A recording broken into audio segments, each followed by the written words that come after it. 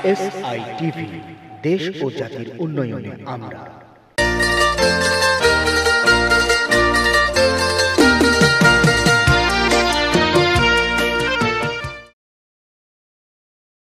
সুপ্রিয় দর্শক মণ্ডলী, আজ বিশ্ব মানসিক স্বাস্থ্য দিবস। বিশ্ব মানসিক স্বাস্থ্য দিবস হল বিশ্বের সকল মানুষের মানসিক শিক্ষা, স্বাস্থ্য সচেতনতার দিন। এ দিবসটি সর্বপ্রথম 1992 সালে পালিত হয়। বিশ্বের অনেক দেশেই এই দিবসটি মানসিক রোগ সচেতনতা সপ্তাহের অংশ হিসাবেও পালিত হয়। প্রিয় দর্শক, আজ বিশ্ব মানসিক স্বাস্থ্য দিবস বিষয়ে আলোচনা করবার জন্য আমরা SITVর বাংলার দর্পণ টকশোতে উপস্থিত হয়েছি। আর এ বিষয়ে আলোচনা করবার জন্য আমরা স্টুডিওতে আমন্ত্রণ জানিয়েছি তপন কুমার নাথ, সাবেক উপসচিব এবং চিকিৎসা মনোবিজ্ঞানী। স্যার, আপনাকে আমাদের স্টুডিওতে স্বাগত। করোনাকালীন সময়ে বিশ্বের মানুষের স্বাস্থ্য বিষয়ে যদি আপনার কাছে জানতে চাইলে আপনার বিশ্লেষণ কি হবে? বিশ্ব স্বাস্থ্য সংস্থা যে স্বাস্থ্যের সংজ্ঞা দেয়, তারা বলছে দেহে রোগের অনুপস্থিতি স্বাস্থ্য নয়। যিনি শারীরিক, মানসিক, সামাজিক, আধ্যাত্মিক, চারটে ডাইমেনশন, চতুর্দিক থেকে ভালো থাকে তাকে সুস্থ বলা হয়। আমরা মনে করি যে আমার দেহে কত ব্যথা, কোথাও কষ্ট, কোথাও রোগ, সেটা চিকিৎসা করলে মনে আমি ভালো হয়ে গেলাম। কিন্তু মন বলে একটা বিষয়, এটা দেহের চেয়েও শক্তিশালী। মন দেহকে পরিচালিত করে। আমাদের মনোভাব, আমাদের মনের কামনা, বাসনা, প্রেষণা আমাদের তাড়িত করে। তাহলে আমার যদি দেহের শক্তি না থাকে, কিংবা আমার মনের মধ্যে যদি কোনো উৎসাহ না থাকে, তাহলে দেহ মন সমান তালে চলে না। সেই জন্য মানসিক স্বাস্থ্যের ব্যাপারটা আসছে। আজকে সারা বিশ্ব মানসিক স্বাস্থ্য দিবস উদযাপন করছে। বিশ্ব স্বাস্থ্য সংস্থা এ ব্যাপারে তাদের বাণী এবং তাদের গাইডলাইন এবং তাদের ফোকাস বিভিন্ন সময়ে প্রকাশ করে। এবারও বিভিন্ন প্রতিপাদ্য বিষয়ে বিভিন্ন দেশ, বিভিন্ন সোসাইটি এগুলো করছে। কোথাও বলছে যে সবার জন্য মানসিক স্বাস্থ্য, সবার জন্য স্বাস্থ্য তো আমরা অনেক বছর বলেছি, এখন বলছে সবার জন্য মানসিক স্বাস্থ্য। এই যে কোভিড রোগটা, কোভিড-19, যেটা নোবেল করোনার জন্য ছড়িয়ে যাচ্ছে, টাচে, আমাদের শ্বাসে, আমাদের আলিঙ্গনে, তাহলে পৃথিবী কেমন একটা লকডাউন, অনেকে ঘরের মধ্যে লকআপে আছে, বেরোচ্ছে না। এই অবস্থায় 6 মাস, 9 মাস, বছর কি যেতে পারে? যদি যায় তাহলে আমাদের সামাজিক বিচ্ছিন্নতা, মানে সামাজিকভাবে আমরা সুস্থ না। আবার আমি মসজিদে গিয়ে, আমি জামাতে কিংবা আমি পূজা মণ্ডপে গিয়ে উৎসুদ্ধপনা করে আমি পূজা দিতে পারছি না, তাহলে আমার আধ্যাত্মিকভাবেও সেখানে আমার মনটা পরিপূর্ণ সুস্থ নয়। তাহলে সামাজিকভাবে আমি বিচ্ছিন্ন, আধ্যাত্মিকভাবে আমি অপরিপূর্ণ। দেহটা আমি মনের সাথে, আমার মন বলছে এটা ধরা যাবে না, এটা করা যাবে না, এটা খাওয়া যাবে না। এরকম নোবেল করোনা ভাইরাসের কারণে কোভিড-19 যেটা হয়েছে, পৃথিবীতে আর কোনো রোগ এই শতাব্দীর পর শতাব্দী এভাবে পুরো পৃথিবীতে স্তম্ভিত করে নাই। এই জন্যে আজকে আমরা শুধু মানসিক স্বাস্থ্য নিয়ে কথা বলি, যে আমাদের শিশুদের নিয়ে কথা বলি। যে শিশুরা খেলে, যে শিশুরা হাসে, যে শিশুরা সবসময় আনন্দে থাকে, সেই শিশুগুলোকে আমরা ঘরের মধ্যে অনেকটা আটক করে রেখেছি, বাইরে যেতে দিচ্ছে না। আত্মীয় স্বজন আসলে তাদের সাথে মিক্স হতে পারছে না, কোলাকুলি আদর পাচ্ছে না মাস পর মাস। তাহলে তাদের বেড়ে ওঠাটা, তাদের ব্যক্তিত্ব, তাদের চরিত্র, তাদের মনন কীভাবে আমরা গঠন করছি, এটা একটা প্রশ্ন। আসেন কিশোর, আমি বলেছি আগের প্রোগ্রামও, কিশোর যখন হয় তখন তাদের দাড়ি খুব গজায়, তাদের ভিতরে হরমোনাল চেঞ্জ আসে, তাদের ভিতরে যৌন উন্মেষ আসে, তারা খেলাধুলা পছন্দ করে, তারা শক্তি প্রদর্শন করতে চায়, তারা ভলিবল খেলে, ফুটবল খেলে, ক্রিকেট খেলে, নিজেদের উদ্যম উৎসাহকে দেখাতে চায়। সেটা বন্ধ, খেলার মাঠ তো নাই এবং কোথাও যাওয়ার কোনো পারমিশন নাই। স্কুল, যেখানে স্কুলে বন্ধুবান্ধব, ক্লাসমেট, তুই তুকারি, হাস্য উল্লাস, খাওয়া দাওয়া, সেটা তো বন্ধ। তাইলে তরুণ সেকশনটা স্কুল কলেজে, তারাই এখন সবচেয়ে বেশি ভুগছে। তারা তাদের আবেগটাকে কোনোভাবেই মেনটেন করতে পারছে না। এরপরে প্রশ্ন আসবে, তাহলে কি ধর্ষণের, এই যে নির্যাতনের এই বিষয়গুলো কি যুবকদের কারণে বেশি করতেছে? হতে পারে। আমাদের মনস্তাত্ত্বিকরা, আমাদের নৃতাত্ত্বিক, আমাদের সমাজ বিশ্লেষক, রাজনৈতিক বিশ্লেষকদের তো রাখলামই।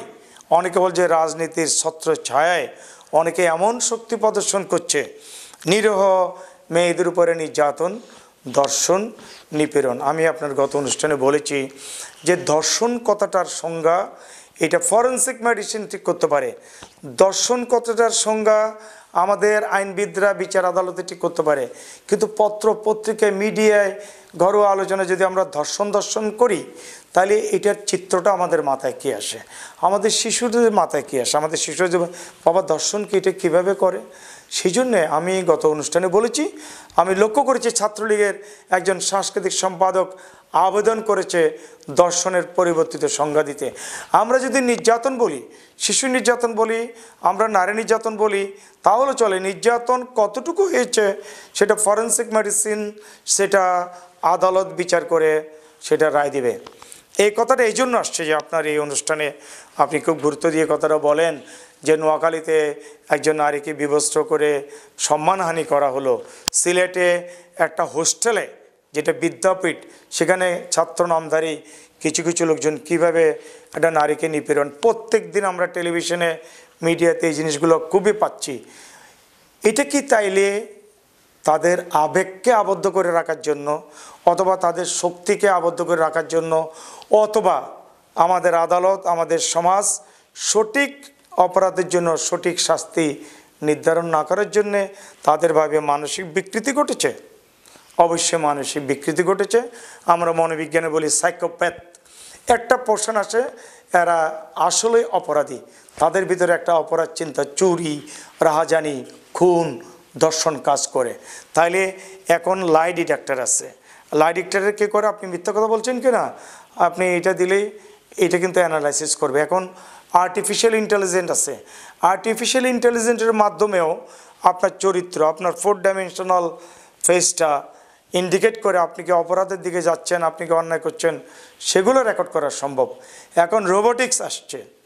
তাহলে এই বিষয়গুলো আমরা বলবো পুলিশ, অপরাধ বিজ্ঞানীদের এবং সমাজতত্ত্ববিদদের, নৃতত্ত্ববিদদের, মনোবিজ্ঞানীদের, মনোচিকিৎসকদের একত্র হয়ে কাজ করতে হবে। কারণ মানসিক স্বাস্থ্য এখন ভয়াবহ রকমের বিপর্যয় আছে। আমি তো বলবো 99.99% মানুষের মানসিক স্বাস্থ্য বিপর্যস্ত।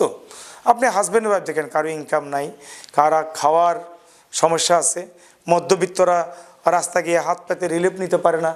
মাননীয় প্রধানমন্ত্রী বলছে সরকার দিচ্ছে, এটা তোমাদেরই টাকা, তোমরা নাও খাওয়া বেঁচে থাকো।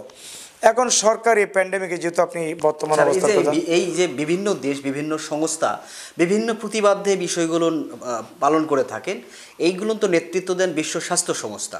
তো আমাদের স্বাস্থ্যের কতটুকু উন্নয়ন হয়েছে বলে আপনি মনে করেন? দেখুন, মাননীয় প্রধানমন্ত্রী যে দল, আমরা যেটা বলি যে আওয়ামী লীগ, বাংলাদেশকে রক্তকে সংগ্রামের 30 লক্ষ শহীদের এবং কয়েক লক্ষ মা বোনের ইজ্জত সম্মানের বিনিময়ে দেশ স্বাধীন করেছে।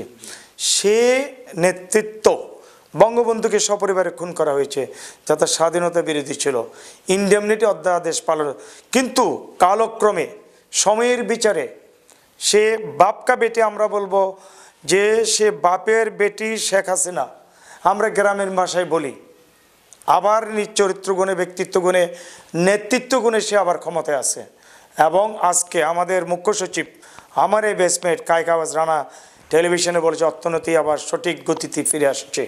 আমাদের 39-40 billion US dollar foreign reserve, আমাদের যে অর্থনৈতিক অগ্রগতি, যেটা জিডিপি দিয়ে আমরা মাপা হয়, এটা 6-এর কাছাকাছি চলে যাচ্ছে। এডিপি, ওয়ার্ল্ড ব্যাংক 2-3 বলছিল।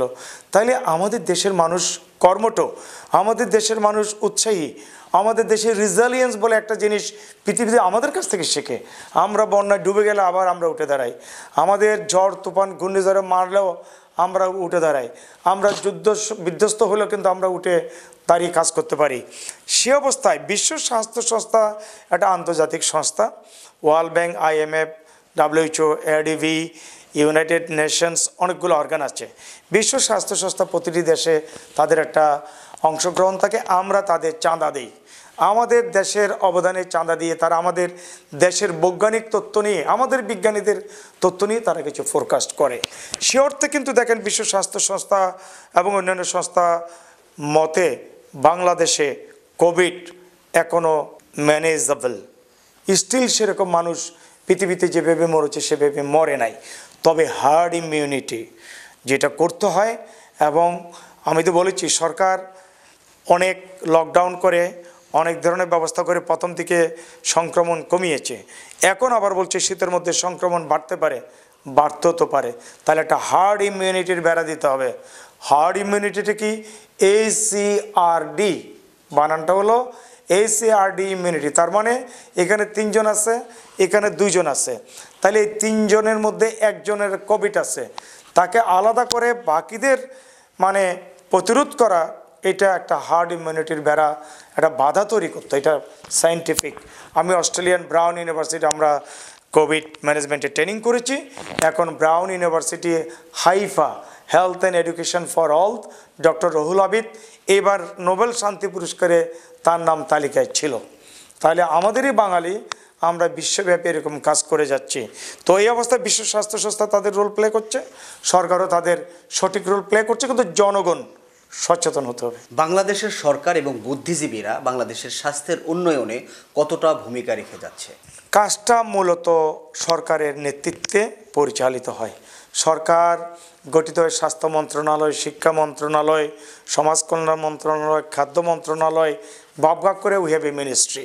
স্বাস্থ্য মন্ত্রণালয় প্রথম দিকে হঠাৎ করে যেটুক করতে পারে নাই, বর্তমানে স্বাস্থ্য সচিব বা মাননীয় প্রধানমন্ত্রী বা মন্ত্রণালয় যারা নেতৃত্ব দিচ্ছে তারা বুঝতে পেরেছে গোড়ার দিকে কোথায় কোথায় আমাদের প্রতিরোধ ব্যবস্থা গড়ে তোলা উচিত ছিল।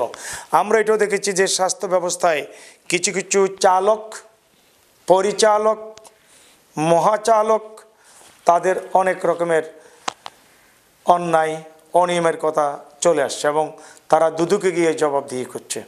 সুতরাং সরকার চাচ্ছে স্বচ্ছতা আনতে এবং সরকারের বাজেট বরাদ্দ, কোভিড ইনসেন্টিভ, কোভিডের ব্যবসাকে কীভাবে প্রতিরোধ করতে হবে, এবং আমাদের স্থানীয় সরকার, সিটি কর্পোরেশন, উপজেলা, স্থানীয় সরকার প্রতিনিধিবৃন্দ এবং ধনাঢ্য দয়াদ্র দয়ালু ব্যক্তিবর্গ অকাতরে খাদ্য রিলিফ বিতরণ করেছে। না খেয়ে কোনো মানুষ তো মরে নাই। আর খাদ্যের ব্যবস্থা আমাদের ঠিক আছে। দ্রব্যমূল্য কখনো একটু উঠানামা করলেও সরকার কঠোর হস্তে সেটা দমন করছে। ভোক্তা অধিকার সংরক্ষণ সংস্থা তারা মোবাইল কোর্ট পরিচালনা করছে, সিটি কর্পোরেশন মোবাইল কোর্ট পরিচালনা করছে, মোবাইল এক্সিকিউটিভ ম্যাজিস্ট্রেটরা তৎপর আছে। দেখেন ওষুধের দোকান থেকে শুরু করে নকল ওষুধ, দেখেন যেসব হাসপাতাল নকল মাস্ক কিংবা নকল আপনার কোভিডের রিপোর্ট দেওয়ার চেষ্টা করেছিল তাদের যাবজ্জীবন জেল হয়েছে। এই বাংলাদেশে করোনাকালীন সময়ে স্বাস্থ্য খাতে যে দুর্নীতিটা হয়ে গেল, যারা এর সাথে সংশ্লিষ্ট এবং ভবিষ্যতেও যারা এই ধরনের পদক্ষেপ নেয়ার মানসিকতা রাখেন, তাদের উদ্দেশ্যে আপনার জোরালো বক্তব্য কী হবে? আমি গর্ব করে বলি, বর্তমান স্বাস্থ্য সচিব জনাব মোহাম্মদ আব্দুল মান্নান, আমরা একসাথে কাজ করেছি অনেক বছর। তো তার সাথে আমার কয়েকদিন আগেই কথা হয়েছে, প্রায় 1 ঘন্টা আমি ওনার সাথে ছিলাম। উনি বলেছেন মাননীয় প্রধানমন্ত্রীকে যে আমি আমার মন্ত্রণালয়ে কোনো চোর রাখতে রাজি না। উনি এভাবে বলেন, আমি কোনো চোর রাখবো না। কিশোরগঞ্জের কৃতি সন্তান, সে ভাষায় বলেছে। এটা একটা বড় রকমের আটারেন্স, এটা একটা বড় রকমের আমি বলবো কমিটমেন্ট। এই কমিটমেন্টটা প্রধানমন্ত্রীর কাছ থেকে আসছে। উনি প্রধানমন্ত্রীকে বলছে যে আমি মাননীয় প্রধানমন্ত্রীকে বলছি আমি কোনো চোর এখানে রাখবো না। এটার মানে হলো যারা মানুষের দুর্দশায় নকল মাস্ককে N95 বলে চালাতে চায়, নকল স্যানিটাইজার প্রত্যেক দিন কোথাও না কোথাও ধরা পড়ছে। ইভেন কি আমরা লজ্জার সাথে বলি, লাস ফার্মা আমরা মনে করতাম 24 আওয়ার খোলা থাকে, যে কোনো সময় ওষুধ পাওয়া যায়, তাদের এখানে মোবাইল কোর্টে জরিমানা করা হয়েছে। সুতরাং বর্তমান স্বাস্থ্য মন্ত্রণালয়, যেহেতু স্বাস্থ্য এখন সর্বাধিক গুরুত্বপূর্ণ, পাশাপাশি শিক্ষা ব্যবস্থা, যে এই স্বাস্থ্যের করোনা ভীতিতে ছাত্ররা স্কুলে যেতে পারছে না, তাদের সামাজিকতা হচ্ছে না, শিক্ষকদের সাথে ইন্টারাকশান হচ্ছে না, সেই জন্য এই স্বাস্থ্য মন্ত্রণালয় চেষ্টা করছে যদি সেরকম ব্যবস্থা হয়, শিক্ষা ব্যবস্থা হয়তো চালু হবে। না হয় আমি গতবার আপনার অনুষ্ঠানে বলেছি অটো প্রমোশন, আমরা যুদ্ধের সময় অটো প্রমোশন আমরা পেয়েছি। 26শে মার্চ যুদ্ধ ঘোষণা হলো, 16ই ডিসেম্বর দেশ স্বাধীন হলো। তাইলে সেই স্বাধীনতা দিবস আর বিজয় দিবস আমরা তো স্কুলে আমরা ঘরে বসে লেখাপড়া করেছি, আপনার এখানে টক শোতে অনেকেই অ্যাপ্রিসিয়েট করেছে। ঘরে আমি লাইব্রেরি করব, রবীন্দ্রনাথ বাবার লাইব্রেরিতে পড়তো, নজরুল ইসলাম রুটির দোকানে রুটিয়ে বেলতো, পুঁতিয়ে পড়তো, নিজে লেখাপড়া করতো। বিদ্যাসাগর, তার কোনো আলো ছিল না, বাতি ছিল না ঘরে, স্ট্রিট লাইটের নিচে পড়তো। সুকান্ত, বড় বড় মনীষী, চিন্তাবিদ। লেখাপড়া করতে চাইলে পরিবার থেকে শিক্ষা নিতে হবে, পরিবারকে সে পরিবেশ দিতে হবে। আমরা বিভিন্ন সময়ে বিভিন্ন কারণে এই আত্মহত্যার প্রবণতা দেখতে পাই। তো এই আত্মহত্যা প্রতিরোধে আমাদের কি করণীয় হতে পারে? দেখুন, এটা একটা বড় প্রশ্ন। জনস্বাস্থ্যের যে আত্মহত্যা, এটা ব্যক্তিত্ব, যে অনেক শিশুদের ব্যক্তিত্ব এমনভাবে গড়ে ওঠে, একটা পরিবারে বাবা মা যদি ভালোভাবে মিলেমিশে না চলে তাহলে শিশু অবজার্ভ করে। হতে পারে তাদের ভিতরে টাকা পয়সা ইনকামের টানপোড়েন, হতে পারে ওয়াইফ একদিকে চাকরি করতে চায়, হাজব্যান্ড আরেকদিকে চাকরি করতে চায়। এখন বাচ্চা একাকী থাকে। আজকাল তো যৌথ পরিবার নাই, যদি দাদা দাদির সাথে পরিবার থাকতো তাহলে ঠাকুরমার ঝুলি, বিভিন্ন গল্পে, বিভিন্ন ধর্মীয় আলাপ আলোচনায় বাচ্চাগুলোকে বুকে নিয়ে সেভাবে যদি চরিত্র ব্যক্তিত্ব তৈরি করতে পারতো তাহলে আত্মহননের মতো চিন্তা শিশুদের আসতো না। আর ইদানিং মোবাইলে ব্লু হোয়াইল, নানান রকমের গেম, ভুল পরিচালনায় অনেকে মনে করে যে আমি আত্মহত্যা করে পড়লে বেঁচে গেলাম।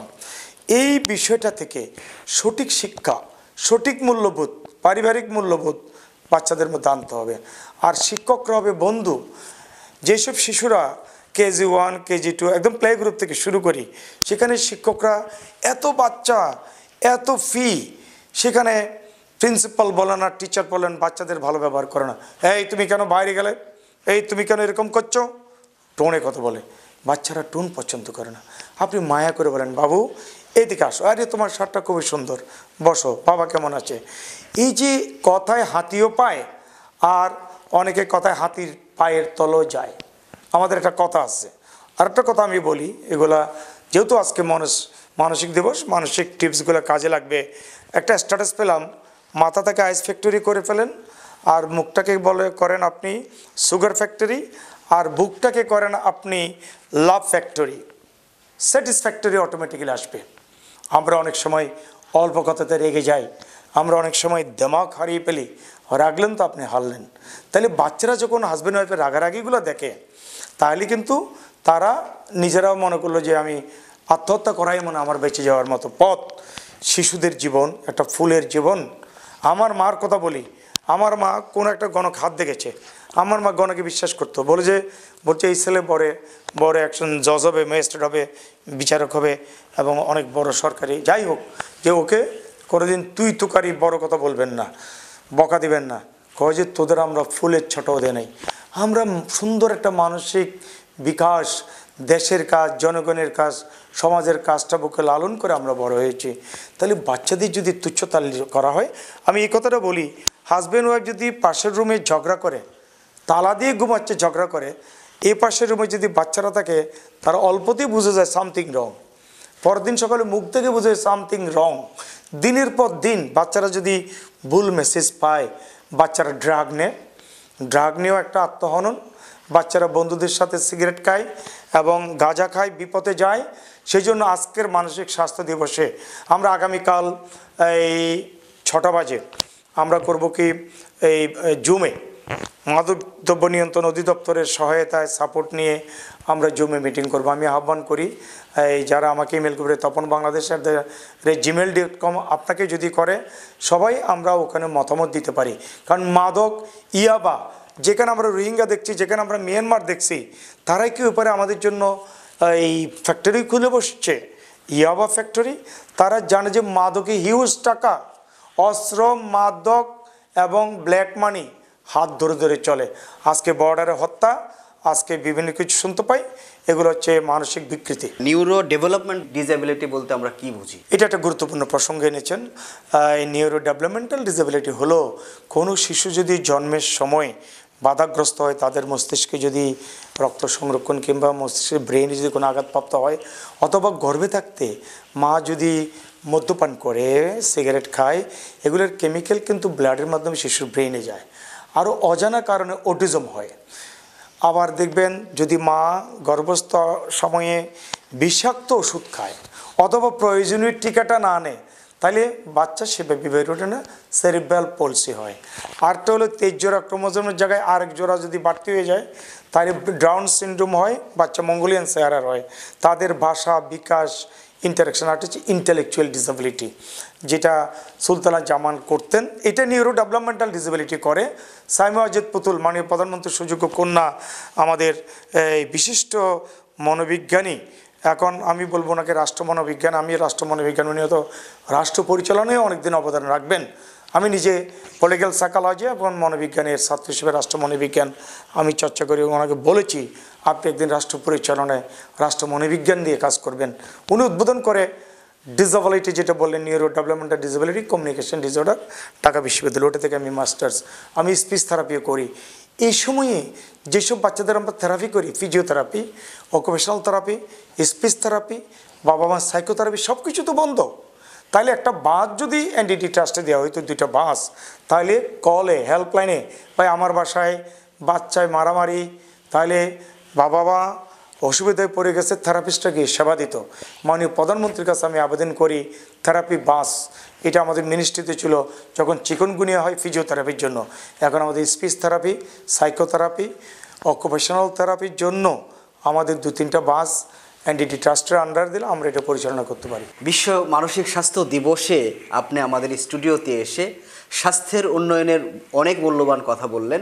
আপনাকে আমাদের অনুষ্ঠানের পক্ষ থেকে অনেক অনেক ধন্যবাদ। আপনাদেরও ধন্যবাদ। দর্শকবৃন্দ, হাসি খুশি থাকবেন। Laughter is the best medicine. এটা কিনে না পেলেও হাজব্যান্ড ওয়াইফ হাসবেন। আমরা যে হাসির কথা বলছি, শাহরুল ভাই, রকি ভাই, সুন্দরবনের মানুষ, আমরা যদি হাসি খুশি থাকি, যে কোনো কিছুর বিনিময়ে আমরা ভালো থাকবো। আমরা সবাই যাতে ভালো থাকি, অন্যদের ভালো রাখি। ধন্যবাদ। প্রিয় দর্শক, আমরা অনুষ্ঠানের একেবারেই শেষ পর্যায়ে চলে এসেছি। আজকে বিশ্ব স্বাস্থ্য দিবস।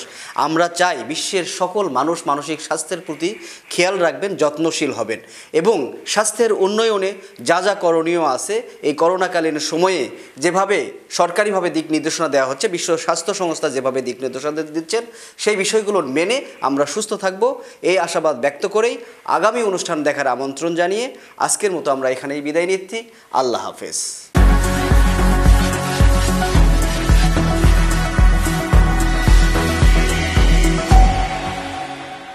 SITV, দেশ ও জাতির উন্নয়নে আমরা।